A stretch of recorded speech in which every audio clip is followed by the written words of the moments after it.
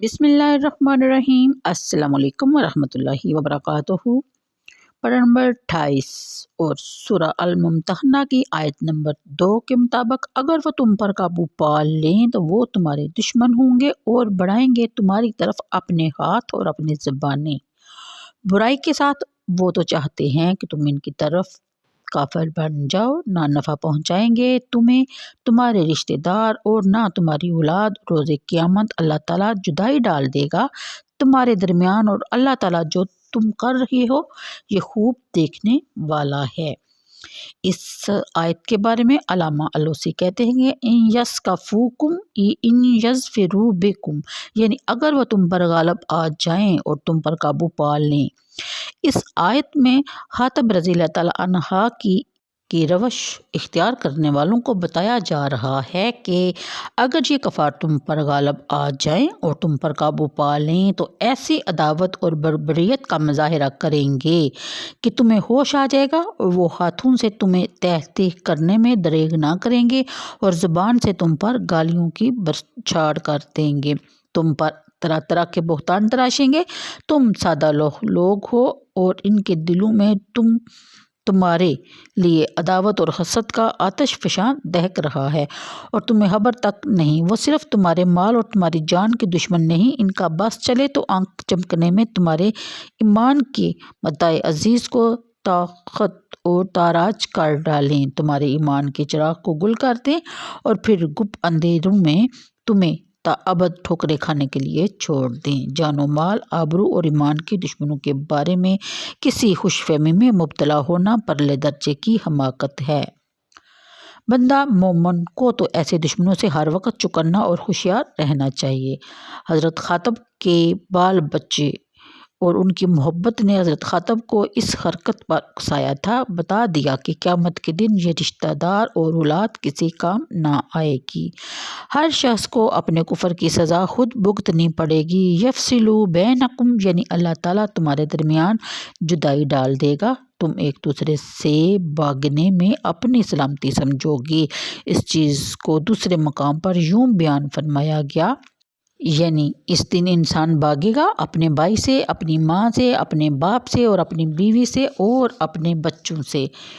अगली आयत में बयान फरमाया गया कि अपने करीबी रिश्तेदारों से, अपनी बीवी बच्चों से कता तल्लक कोई आसान काम नहीं, लेकिन ईमान का तकाजा है कि अल्लाह और इसके रसूल पर ईमान लाए हो तो ईमान को बचाने के लिए माँ बाप से, बहन भाई से, बीवी बच्चों से भी अगर कता तल्लक कर लेना पड़े तो ज़रा ना घबराना।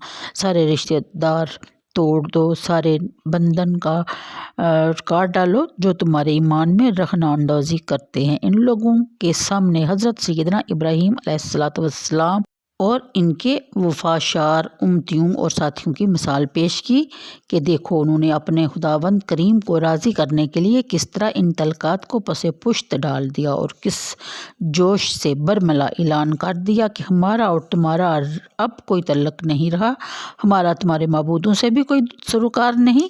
बेशक हुकूमत व इक़्तिदार तुम्हारे पास है, जागीरें और ज़मीनें तुम्हारे कब्ज़ा में हैं और दौलत और सरवत के अंबार तुम्हारे यहाँ लगे हैं, लेकिन तुम्हारी खसियत हमारी नज़रों में हसो हाशाक से भी कम है।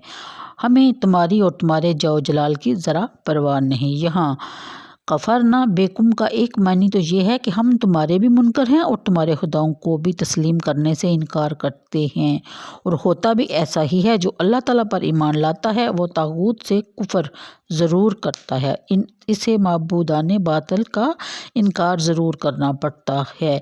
यानी जो शख्स तागूत से इनकार करता है, अल्लाह ताला पर ईमान लाता है और इसने दर हकीकत मजबूत सहारा पकड़ लिया जो टूटने वाला नहीं। सुबहान अल्लाह।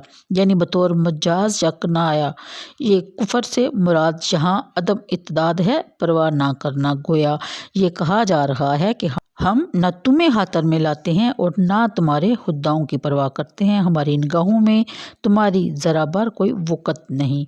अगली आयत के मुताबिक इब्राहीम अलैहिस्सलाम और आपके साथियों ने साफ साफ ऐलान कर दिया कि ए हमारी कौम के काफिरों, खूनी रिश्ते, करीबी तल्लुकात, साबका दोस्तियाँ, भाईचारे, हम इन सब को एक कलम मनसूख करते हैं। जब तक तुम कुफर से बाज नहीं आओगे हम तुम्हारे दुश्मन रहेंगे। तुम्हें नीचा दिखाने के लिए कोई दकीका فروگزاشت نہ کریں گے۔ ہم سے اب پہلے پیار اور محبت کی توقع ابس ہے۔ اگر تم راہ راست پر آ جاؤ اور اللہ تعالیٰ کی وحدانیت کا اقرار کر لو تو ہم دوبارہ شیر و شکر ہو جائیں گے۔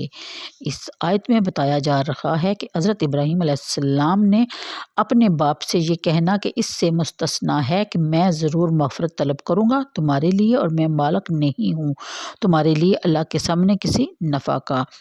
یعنی پہلے ارشاد فرمایا کہ حضرت ابراہیم علیہ السلام کی زندگی اور ان کی طرز عمل تمہارے لیے ایک بہترین نمونہ ہے، اس کی تمہیں اقتدار کرنی چاہیے۔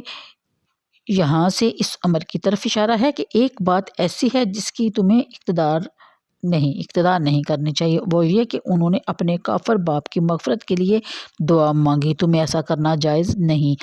آپ نے بھی اپنے باپ کو صاف صاف بتا دیا کہ اگر تم شرک سے باز نہ آؤ تو میں تمہارا کچھ بھلا کرنے کی طاقت نہیں رکھتا۔ حضرت ابراہیم علیہ السلام اور آپ کے ساتھیوں نے اپنی قوم سے قطع تعلق کرنے کے بعد اللہ عز و جل کی جناب میں دست دعا پھیلائے اور عرض کیا کہ الہی، ہم نے سارے سہارے ختم کر دیے، اب ہمارا بھروسہ صرف تیری ذات پر ہے۔ دنیا بھر سے منہ موڑ کر ہم نے اپنا رخ اب تیری طرف کر لیا ہے، ہمیں یقین ہے کہ ہم نے ایک روز تیرے پاس لوٹ کر آنا ہے۔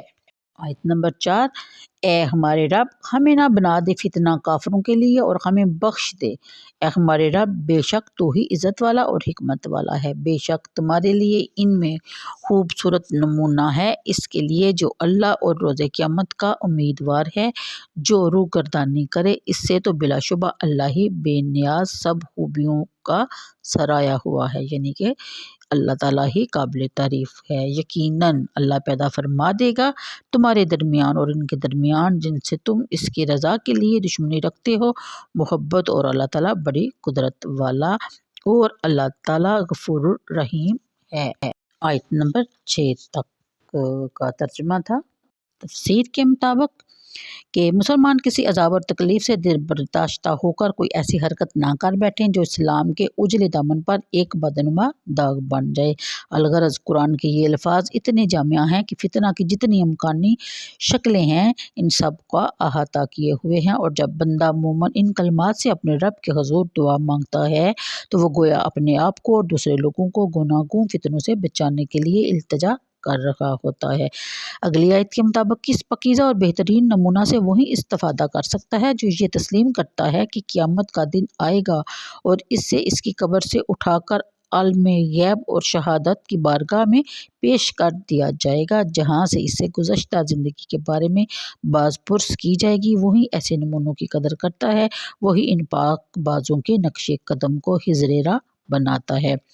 پھر بیان فرمایا گیا اہل ایمان نے اپنے تعلقات اور رشتے کفار سے منقطع کر دیے۔ اسلام کے لیے اگر ان کے ساتھ قلم کرنے کی بھی کوئی نوبت آئی تو انہیں اس میں ذرا تعامل نہ ہوتا۔ اللہ تعالیٰ نے اس آیت میں اہل ایمان کو یہ خوشخبری سنائی کہ عنقریب یہ لوگ اسلام قبول کر لیں گے، کفر کی جو خلیج تمہارے اور ان کے درمیان حائل ہے وہ بھر جائے گی، پھر تم آپس میں شیر و شکر ہو جاؤ گے۔ اسلام کی سر بلند رکھنے کی جو لگن آج تمہارے دلوں کو بے چین کر رہی ہے یہی تڑپ انہیں بھی بخش دی جائے گی۔ تم شانہ بشانہ کھڑے ہو کر باطل کا سر غرور خاک میں ملانے کے لیے جہاد کرو گے۔ سب کا محبت اور پیار نئے روپ میں ظاہر ہوگا اور یہ روپ ہر لحاظ سے پہلے روپ سے زیادہ توانا اور دلکش ہوگا۔ دنیا نے دیکھ لیا کہ فتح مکہ کے بعد کفار عرب فوج در فوج مشرف با اسلام ہوئے اور تعلقات کی درینہ رشتے پھر سے استوار ہو گئے۔ تو آج کے لیے اتنا ہی، مجھے دیجیے اجازت، دعاؤں میں یاد رکھا کیجیے یہ آپ کا میرے ساتھ نہیں بلکہ دین و اسلام سے اور قرآن سے محبت کی علامت ہے۔ تو اللہ حافظ۔